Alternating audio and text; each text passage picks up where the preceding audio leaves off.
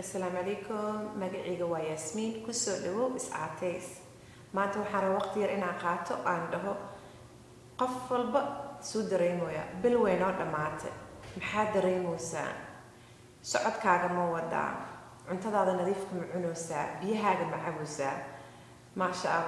Allah howl badan waa la socdaa laakiin waa inaan is adkeena caafimaadkeena ku xiran tahay ma sha Allah mid kale tan soo hartaa waxay tahay wax kasta waxay u baahan yihiin dadaal haddaan ku dadaalno insha Allah waxa way caafimaadka ka qaadeenaa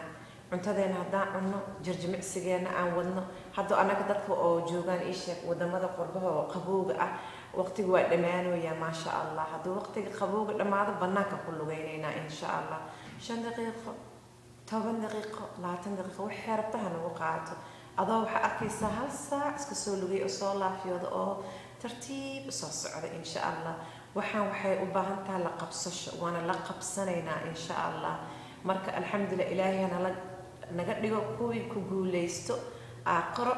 iyo adduunba insha Allah marka aan ku dadaalna caafimaadkeena aan iska ilaalino cuntooyinka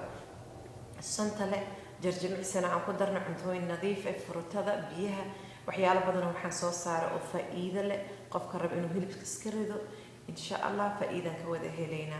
marka ku sii dadaal waxaan oo dhiman bili bar kaleeto in insha Allah wax naga dhacaan